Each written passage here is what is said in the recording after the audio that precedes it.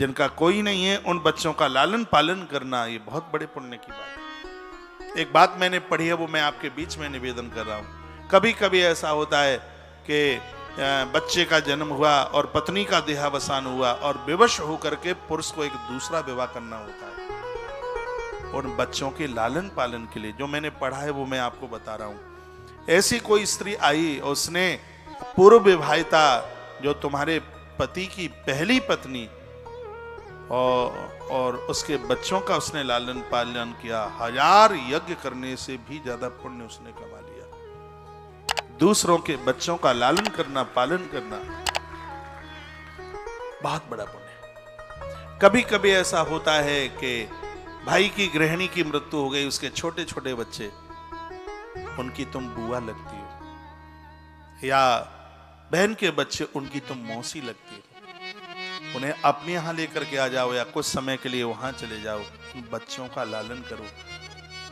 अनाथ बच्चों को लालन करना पालन करना इस मृत्यु लोक में सबसे बड़ा धर्म है, सबसे बड़ा धर्म, बहुत बड़ा धर्म। ऐसा बताते हैं कि अधिरथ की पत्नी जिस समय अपने प्राण छोड़ रही थी, उसके लिए भगवान का विमान आया। ये बात आपको नहीं पता होगा।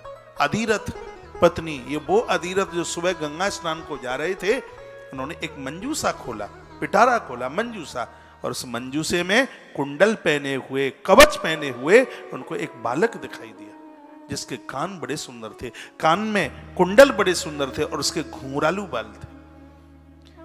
जैसे भगवान कृष्ण के हृदय में से गंध आती थी, जैसे द्रौपदी के हृदय में से गंध आती थी, ग्रंथ कहते हैं कर्ण की देह में से भी गंध आती थी, दुर्गंध नहीं गंध आती थी।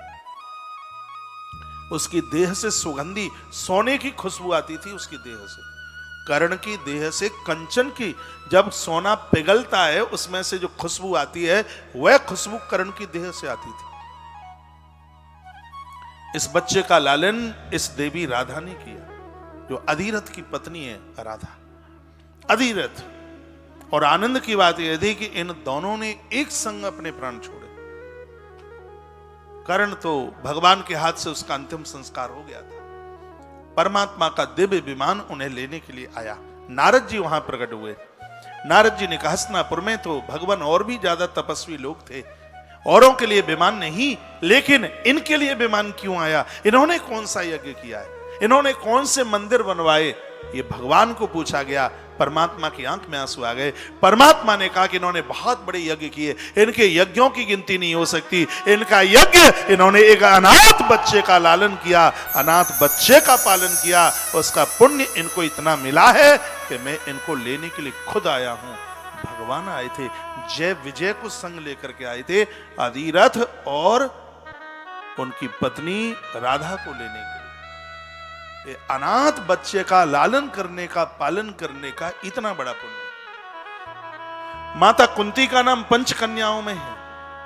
माता कुंती के पुण्यों का वर्णन किया है। माता कुंती ने अपने 3 पुत्रों को पाला, यह धर्म था, लेकिन अपनी दूसरी बहन माद्री के बच्चे नकुल और सहदेव को पाला है माता कुंती ने। यह मां कुंती का परम धर्म है।